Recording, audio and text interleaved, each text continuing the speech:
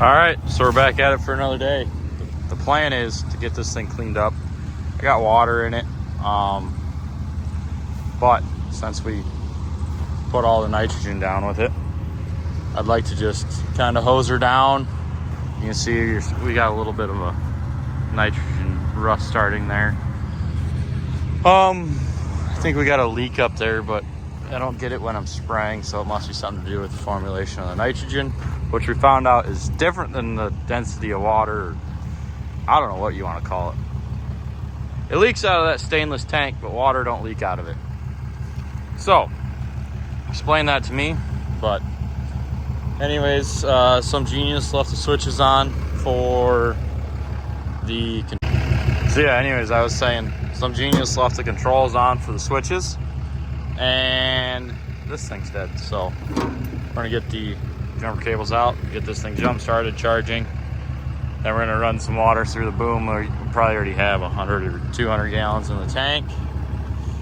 Oh yeah, all 200, maybe 250.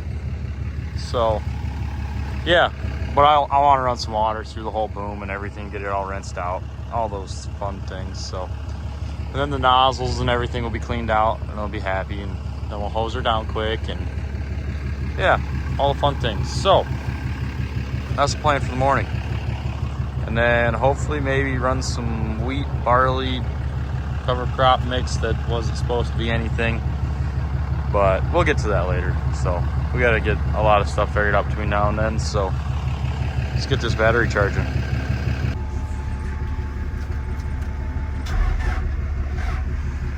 Not quite enough yet. So we'll give her a minute. And then yeah. I guess we can go idle down our fire truck. All right, just like that, she's running. So get her all unhooked and going and get her cleaned up from here. All right, so all the nozzles are running. You can see the water kind of coming out of them. We're just letting it run through it. Half a tank of water, so you know, it'll blend.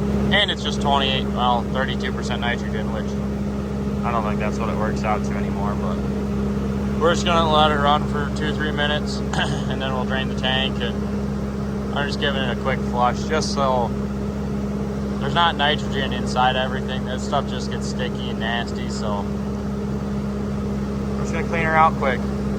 But then we'll pull the filters.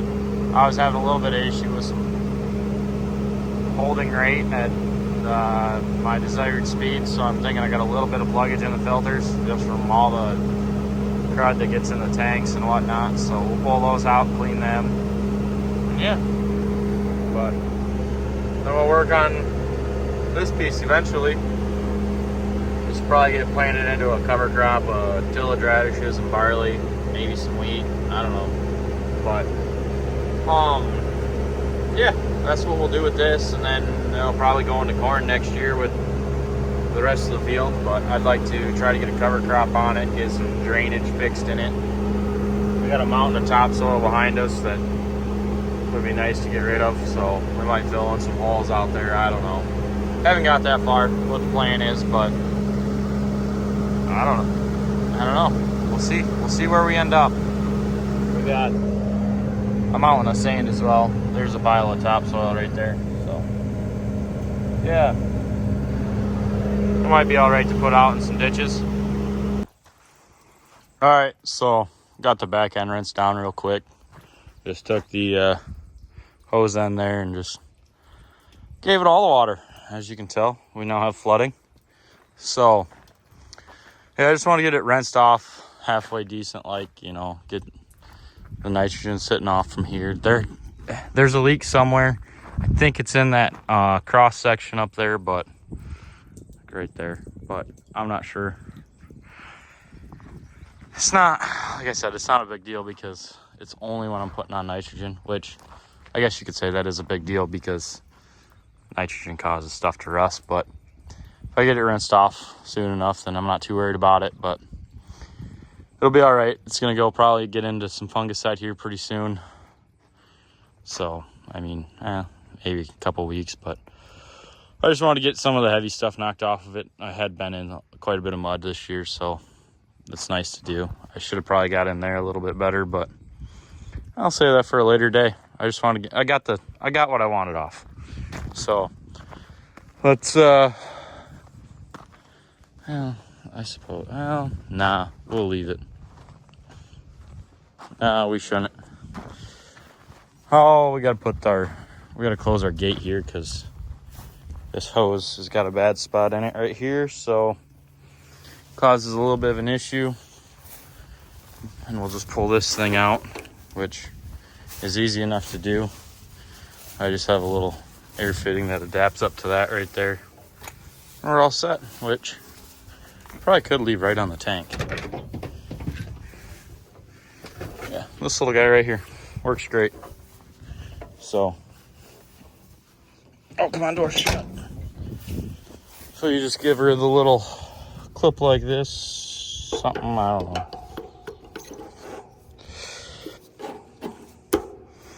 Just like that. You put this on here, and then you go like that. And now I got air enough to hit this thing, which, oh, this part's gonna take 2 hands, I think. All right, so you just hit this thing like this. Gate moves, but you gotta catch that so it don't fall and smash things. So yeah, anyways, it's just that simple. Saves me, this much water out of that tank. It's right in here somewhere.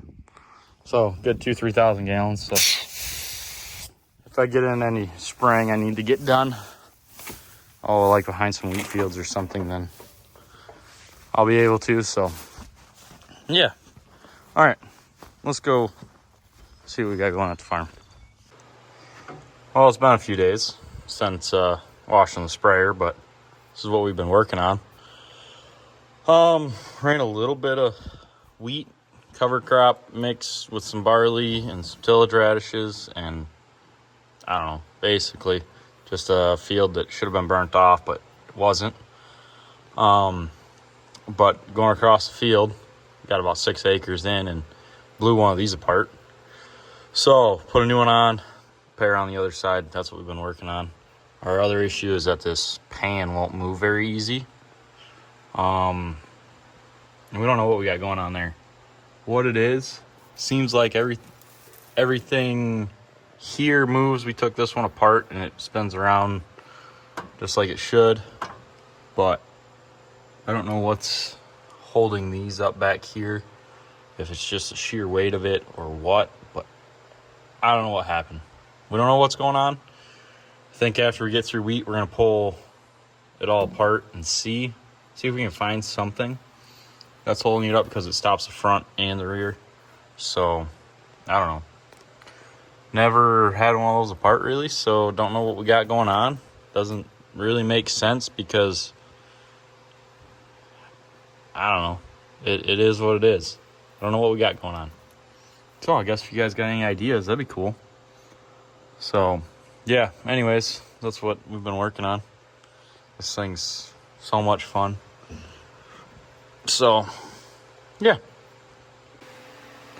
So you can see this one's a little wore out here, but there's probably time for these to be replaced anyways.